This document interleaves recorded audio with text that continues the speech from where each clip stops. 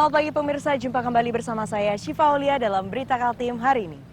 Sejumlah berita penting telah kami siapkan untuk Anda dan berikut diantaranya.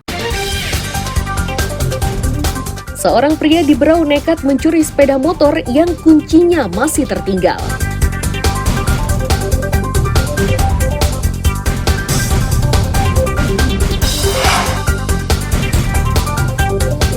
Ratusan warga Samarinda antre membeli beras bulog yang dijual di area Pasar Segiri.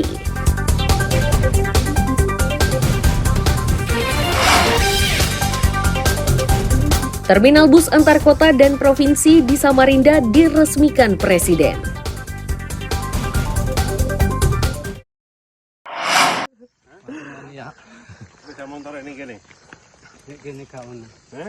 Hamsi ditangkap Satreskrim Polres Berau di tempat persembunyiannya di Kampung Samburakat, Gunung Tabur, Senin malam.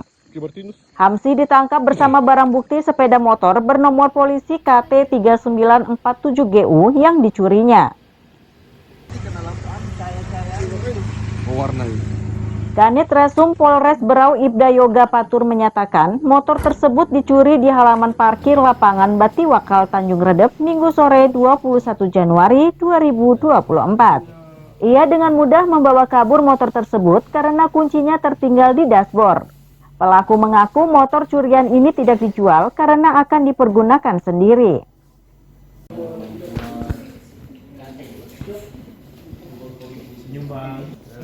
Assalamualaikum warahmatullahi wabarakatuh. Untuk motifnya dari kejadian ini, TSK memberi keterangan bahwa dia mencuri itu untuk kebutuhannya sendiri, bukan untuk dijual, tapi untuk kebutuhannya untuk kerja, mobilitasnya mau kemana-mana seperti itu. Ya, kalau untuk modusnya dalam pelaksanaannya itu di saat di tempat kejadian tersangka duduk-duduk di atas motor, melihat ternyata ada kunci motor di dashboard motor. Nah, langsung diambil, dicobain, ternyata bisa. Setelah itu langsung dibawa. Agak jauh gitu. Ada lagi bajoren tuh. Akibat ulahnya tersebut, Hamsi terancam hukuman 5 tahun. Miko Gusti melaporkan dari Kabupaten Berau.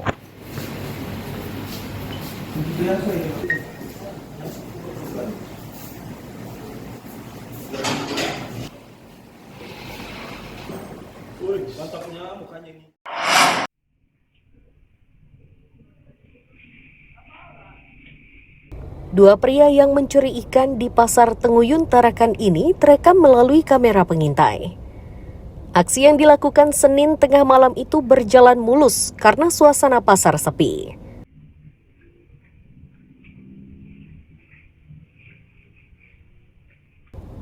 Korban pencurian, Murniati menyatakan ulah pelaku menyebabkan dirinya merugi setelah 15 kg ikan jenis udang dan cumi-cumi lenyap. Pencurian ini diketahui korban setelah diberi kabar pedagang yang memiliki kamera pengintai.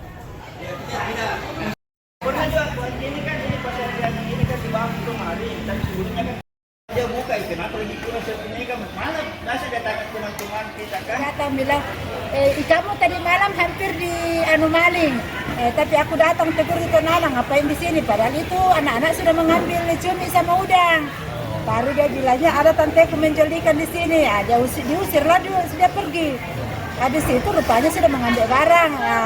Saya lihat di sini kenapa ini hitam-hitam semua sampai kotor-kotor berantakan semua di sini. Saya periksa, oh ternyata cumi sudah diambilnya. Berapa banyak?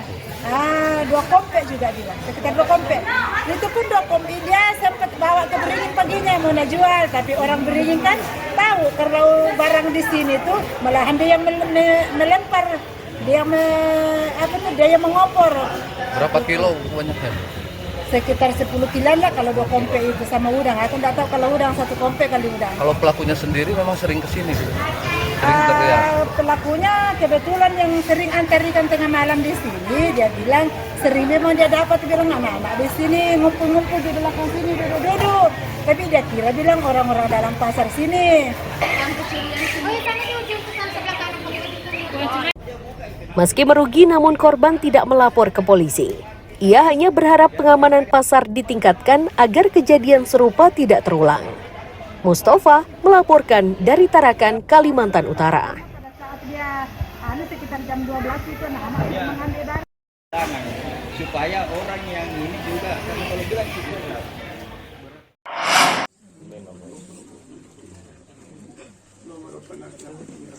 Wali Kota Balikpapan mendatangi kediaman anggota KPPS TPS 31 Batu Ampar Balikpapan Selasa sore. Ini dilakukan untuk melayat anggota KPPS bernama Ambiah yang meninggal dunia.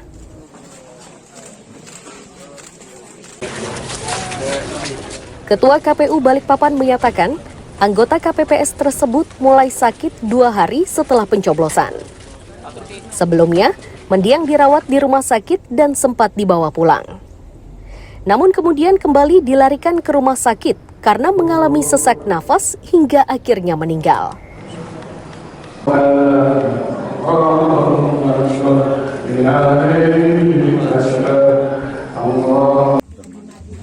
Mati yang saya hormati Bapak Ibu yang hadir. Meninggal ini namanya Ambia.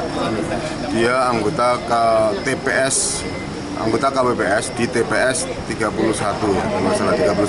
Batu Ampar. Ya Batu Ampar. Beliau ini kan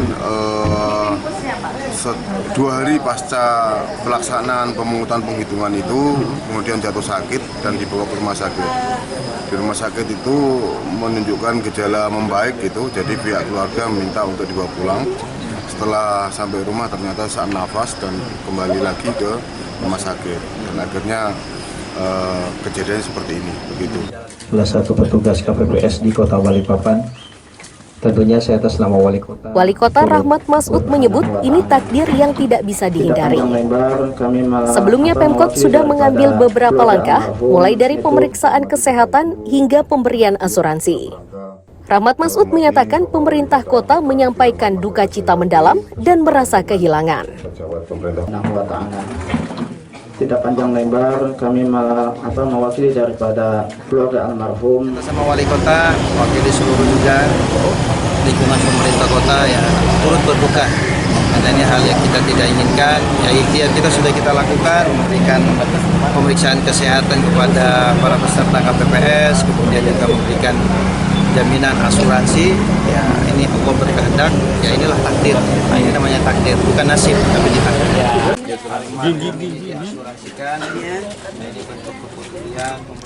Sebelum mendiang dimakamkan, Pemkot menyerahkan santunan BPJS Ketenagakerjaan berjumlah 42 juta rupiah. Amir Hamzah dan Riani Mantini melaporkan dari Balikpapan.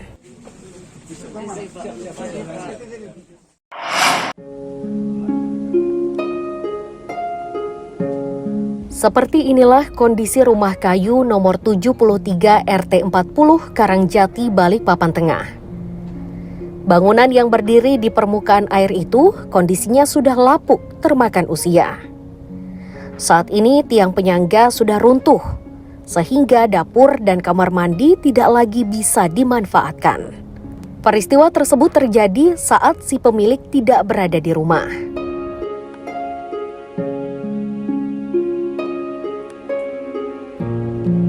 Nurjanah mengaku, kondisi ini sudah dijalani bersama anak sematawayangnya selama belasan tahun. Untuk tidur, Nurjanah hanya beralaskan lantai yang kondisinya sudah rapuh. Sedangkan kebutuhan sehari-hari, wanita ini mengandalkan penghasilan sang anak yang kini mengojek. Semua itu harus ia jalani karena tidak memiliki pilihan lain.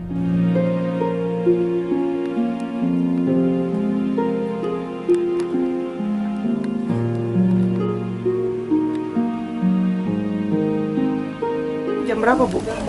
Habis Isya. Habis Isya kemarin ya, Bu ya? Iya. Awalnya yang terdengar apa nih, Bu? Ya, soalnya saya di rumah ini, aku cuma nggak di rumah saya. Oh, lagi nggak di rumah? Jadi keluar soalnya saya takut begini, sudah kan aku datang, ambruk sudah. Oh, waktu kejadian nggak ada orang di rumah, Bu? Iya. Ibu lagi di depan, Iya. anak Ibu di mana? Di ngojek dia. Oke. Terus masih ditempatin rumah ini, Bu? Saya masih tidur di sini, tidur ke sini. Masih tidur di sini. Iya. Tidak takut nanti mungkin ada kejadian Iya. susulan lagi, Bu? Atau tidak pindah ke tempat saudara mungkin? Nggak ada keluarga. Oh, nggak ada keluarga. Ketua RT 40 Karangjati Marsum Pribadi menyatakan, kondisi Nurjana ini sudah dilaporkan ke kelurahan. Mereka mengaku kesulitan menyalurkan bantuan karena kawasan tersebut diduga milik Pertamina.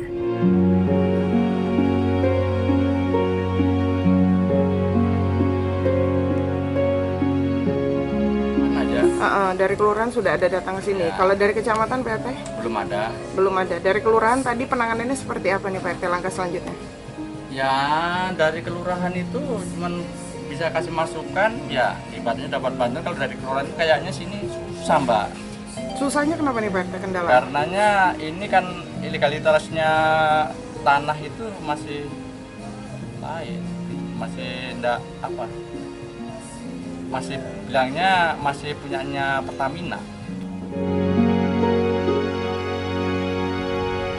Dalam kepasrahannya, Nurjana berharap ada pihak yang membantu meringankan bebannya, serta menyelamatkan rumahnya dari keruntuhan. Amir Hamzah dan Riani Mantini melaporkan dari Balikpapan.